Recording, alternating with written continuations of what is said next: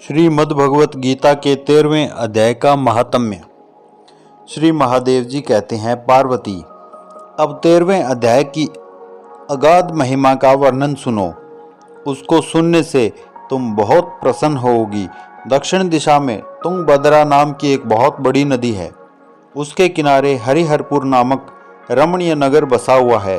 वहाँ हरिहर नाम से साक्षात भगवान शिव जी विराजमान हैं, जिनके दर्शन मात्र से परम कल्याण की प्राप्ति होती है।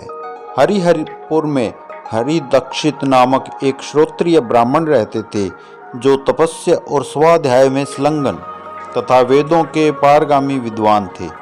उनके एक स्त्री थी, जिसे लोग दुराचारा कहकर पुकारते थे। इस नाम के अनुसार ही उसके कर्म भी थे।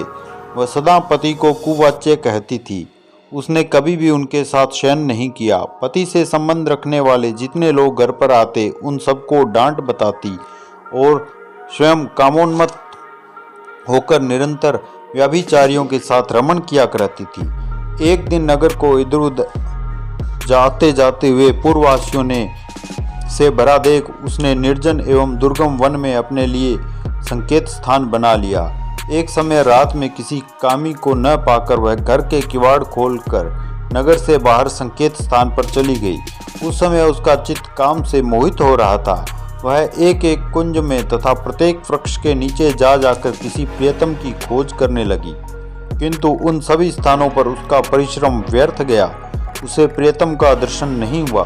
तब वह उस वन में नाना प्रकार की बातें कहकर विलाप करने लगी। चारों दिशाओं में घूम घूम कर वियोग जनित विलाप करती हुई उस स्त्री की आवाज़ सुनकर कोई सोया हुआ बाघ जाग उठा और उछलकर उस स्थान पर पहुंचा जहां वह रो रही थी। उधर वह भी उसे आते देख किसी प्रेमी की आशंका से उसके सामने खड़ी होने के लिए ओट से बाहर निकल आई। उस समय व्याघ्र ने आकर उसे नख रूपी बाणों के प्रहार से पृथ्वी पर गिरा दिया।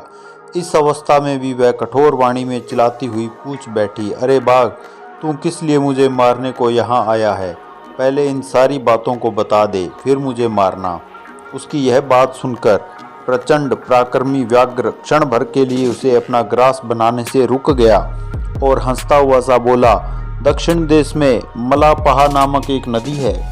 उसके तट पर मुनिपर्णा नगरी बसी हुई है। वहाँ पंचलिंग नाम से प्रसिद्ध साक्षात भगवान शंकर निवास करते हैं। उसी नगरी में मैं ब्राह्मण कुमार होकर रहता था। नदी के किनारे अकेला बैठा रहता था और जो यज्ञ के अधिकारी नहीं हैं, उन लोगों से भी यज्ञ कराकर उनका अन्न खाया करता था। इतना ही नहीं, धन के लोभ से मैं सदा अपने वेद पाठ के फल को भी बेचा करता था। मेरा लोभ यहाँ तक बढ़ गया था कि अन्य भिक्षुओं को गालियाँ देकर हटा देता और स्वयं दूसरों को नहीं देने योग्य धन भी बिना दिए ही हमेशा ले लिया करता था। ऋण लेने के बहाने मैं सब लोगों को छला करता था। तदनंतर कुछ काल व्यतीत होने पर मैं बूढ़ा हुआ। मेरे बाल सफ़ेद हो गए, आंखों से सूझता न था और मुंह के सारे दांत गिर गए। इतने पर भी मेरी दान लेने की आदत नहीं छूटी। पर्व आने पर प्रति ग्रह के लोभ से मैं हाथ में कुश लिए तीर्थ के समीप चला जाया करता था। तत्पश्चात जब मेरे सारे अंग शिथिल हो गए, तब एक बार मैं कुछ धूर्त ब्राह्मणों के घर पर मांगने खाने के लिए गया। उसी समय मेरे पैर में कुत्ते ने काट लिया। तब मैं मूर्छित होकर क्षण भर में पृथ्वी पर गिर पड़ा। मेरे प्राण निकल गए। उसके बाद मैं इसी व्याघ्र योनि में उत्पन्न हुआ। तब से इस दुर्गम वन में रहता हूँ तथा अपने पूर्व पापों को याद करके कभी धर्मिष्ठ महात्मा, यति, साधु पुरुष तथा स्त्रियों को मैं नहीं खाता। पापी, दुराचारी तथा कुल्टा स्त्रियों को मैं अपना भक्ष्य बनाता हूँ। अतः कुल्टा होने के कारण तू अवश्य ही मेरा ग्रास बनेगी। यूँ कहकर वह अपने कठोर नखों से उसके शरीर के टुकड़े टुकड़े करके खा गया।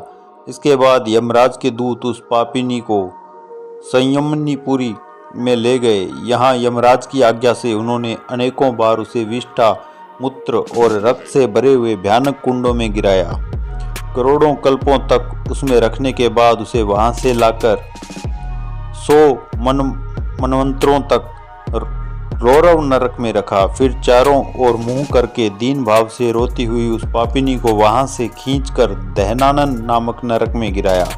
उस समय उसके केश खुले हुए थे और शरीर भयानक दिखाई देता था। इस प्रकार घोर नरक यातना भोग चुकने पर वह महापापिनी इस लोक में आकर चंडाल योनि में उत्पन्न हुई।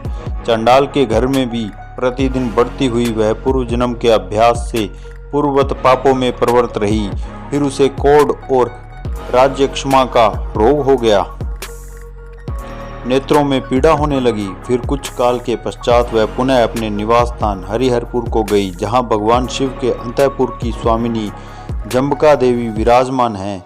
वहाँ उसने वासुदेव नामक एक पवित्र ब्राह्मण का दर्शन किया, जो निरंतर गीता के 13वें अध्याय का पाठ करता रहता था। उसके मुख से गीता का पाठ सुनते ही वह चंडाल शरीर से मुक्त हो गई और दिव्य देह धारण करके स्वर्गलोक में चली गई।